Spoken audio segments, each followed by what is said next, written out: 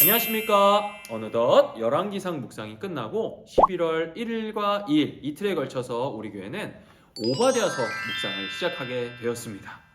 오바댜 어떠신가요? 익숙한 성경이신가요? 아니면 이름만 듣고 그 내용이 뭔지 잘 모르겠는 생소한 성경이신가요? 우리가 통독을 하지 않으면 사실 접할 기회가 별로 없는 이 오바댜서를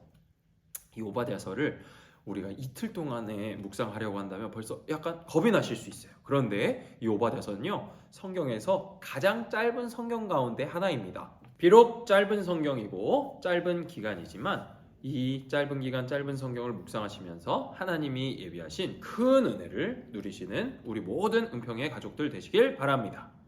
시작하기에 앞서서 제가 삼행시를 준비했습니다. 민경 전사님 띄워주시죠. 오바댜 바로 시작하겠습니다. 출발!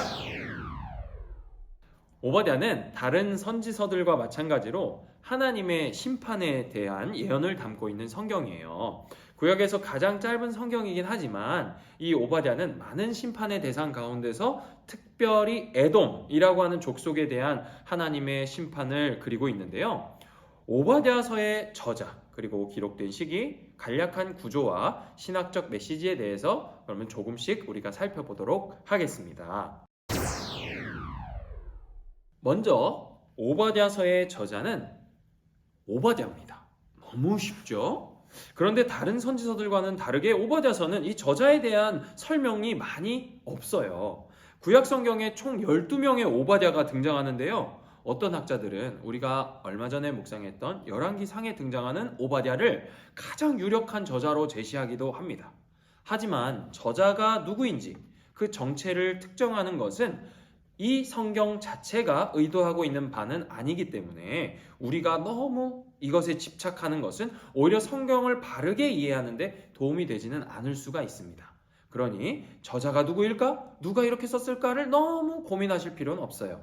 오히려 오바댜 선지자에 대한 정보가 없다는 것은 어쩌면 오바댜라는 인물을 그 당시에 누구나 알 수 있는 유명인으로 여겼을 것이라고 우리가 생각해 볼 수도 있는 거죠.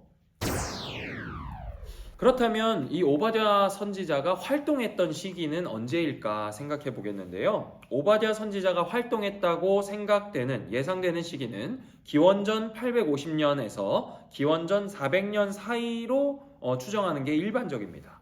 기록 시기를 이 에돔이 예루살렘의 패배를 기뻐하였던 그 예루살렘의 멸망 직후로 추정하는 것은 그럴듯해 보이는 설득력 있는 주장이에요.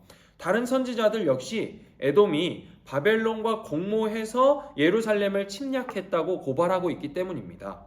에스겔 선지자는 에돔을 이렇게 고발합니다. 에스겔 25장 12절을 읽어볼게요. 주 여호와께서 이같이 말씀하셨느니라 에돔이 유다 족속을 쳐서 원수를 갚았고 원수를 갚음으로 심히 범죄하였도다. 에스겔서는 에돔이 바벨론과 함께 유다를 침략해서 유다를 멸망시키는 것을 범죄라고 정죄하고 있습니다. 세 번째로 이 오바댜서의 구조와 내용을 간략히 생각해 보려고 합니다. 오바댜서의 구조는 크게 두 부분으로 구성되어 있어요. 첫 번째는 1절에서 14절 에돔에 대한 심판에 대해서 예언하고 그 원인이 무엇인지를 알려주고 있고요. 두 번째로는 15절에서 21절로 열방을 향한 하나님의 심판과 그 열방의 참 주인이 바로 하나님이시라는 사실을 알려주고 있습니다. 에돔과 이스라엘, 더 정확하게 말해서 에돔 족속과 유다 왕국의 갈등의 원인은요, 창세기로 거슬러 올라갑니다. 아브라함과 사라 사이에서 태어났던 이 이삭은 리브가와의 사이에서 쌍둥이를 낳았죠. 그 쌍둥이가 누구죠? 바로 에서와 야곱입니다. 첫째 에서와 둘째 야곱의 갈등에 대해서 창세기 25장은 이렇게 말합니다. 두 국민이 태중에 있다고 얘기하시면서 그들이 복중에서부터 나뉠 것이라고 말씀하고 계세요. 이때 이 야곱의 자손이 이스라엘 민족이 되었고 에서의 자손이 에돔 족속이 된 것입니다.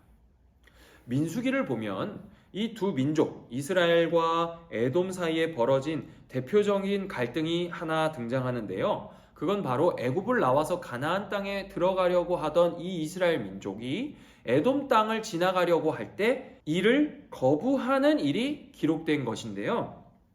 민수기 20장 18절과 21절을 보면 에돔 왕이 그 땅을 지나가는 것을 허락하지 않아서 이스라엘 백성들이 돌이킬 수밖에 없었다고 말을 하고 있어요.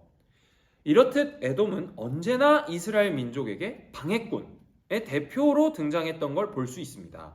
여기에는 또 다른 신학적 의미가 담겨 있는데요. 하나님의 백성인 이스라엘을 대적한 에돔을 하나님을 대적하는 어떤 집단, 민족 또는 국가, 그리고 그런 행동, 그들의 가치를 쫓는 행위로 여기는 것입니다. 오바댜 1장 3절을 보면 그들이 바위 틈에 거주하며 높은 곳에 사는 자들이라는 묘사가 등장하는데요. 이것은 실제로 그들이 요단강 동편의 산간 지역에 거주했기 때문에 그 사실을 그대로 진술하는 것으로 볼 수도 있습니다. 그렇지만 3절 초반부에 너의 마음의 교만이 너를 속였다 라는 이 오바댜의 평가를 생각해 볼 때 그들이 스스로를 높였던 것, 교만하여져서 하나님의 백성 이스라엘을 무시하고 그들이 바벨론에게 침공당할 때 동조했던 것을 염두에 두고 있는 묘사로 볼 수도 있는 것이죠. 그들이 높은 곳에 거했다. 그들의 마음이 높아졌고 그들 스스로가 높아지려고 했던 모습인 거예요. 즉 하나님께서 에돔을 심판하시는 그 결정적인 원인은 에돔 족속의 교만입니다. 에돔의 죄는 하나님의 백성 이스라엘을 대적한 것은 물론이고 그들 스스로 높아지려 했던 것으로 요약할 수 있어요. 그러나 이러한 에돔의 교만한 태도에 대해서 오바댜서뿐 아니라 다른 선지자들도 동일하게 지적하는 것을 볼 수 있는데요. 특별히 예레미야는 스스로 두려운 자인 줄로 여기고 마음이 교만하다고 지적하면서 독수리처럼 보금자리를 높은 데 지었더라도 거기서 끌어내릴 수 있는 주권을 가지신 분이 여호와시다라고 말하고 있어요. 오바댜서의 후반부라고 할 수 있는 15절부터 21절까지는요. 하나님의 주권과 모든 민족을 통치하시는 하나님의 그 백성과 나라의 회복을 그리고 있는데요.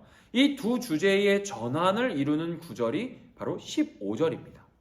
오바댜는 한 민족인 에돔의 죄악이 사실 이 땅의 모든 민족의 죄악에 대한 표상 또 심판이라고 여기고 있는 거예요.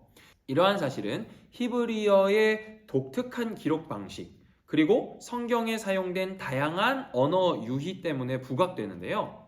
사람을 의미하는 히브리어 아담과 에서의 자손인 에돔의 히브리어 자음이 동일하다는 점이 바로 그것입니다. 물론 오바댜 내에서 온 세상, 온 인류를 아담이라고 기록하고 있지는 않아요. 그러나 이 에돔과 아담의 언어적 유사성을 생각해 볼 때 흥미로운 사실이 있는 것이죠. 다시 말해 구약 성경을 읽고 있는 이 오바댜서를 읽고 있는 히브리인들은 에돔을 보면서 아담을 떠올릴 수 있는 겁니다.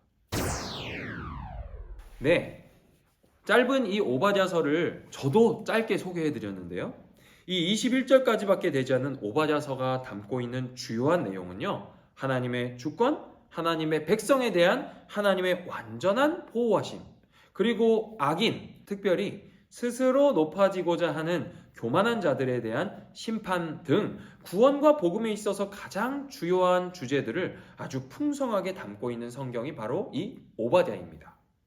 비록 이틀밖에 되지 않는 시간이지만 새벽 기도의 말씀 또 큐티하는 묵상을 통해서 큰 은혜를 우리 모두가 누릴 수 있기를 바랍니다. 그럼 이제 전 조만간에 욥기로 우리 성도님들께 인사드릴 텐데요. 욥기로 인사드릴 때까지 가정에 평안하시고 하나님의 은혜가 넘치시길 제가 기도하겠습니다. 사랑합니다. 샬롬.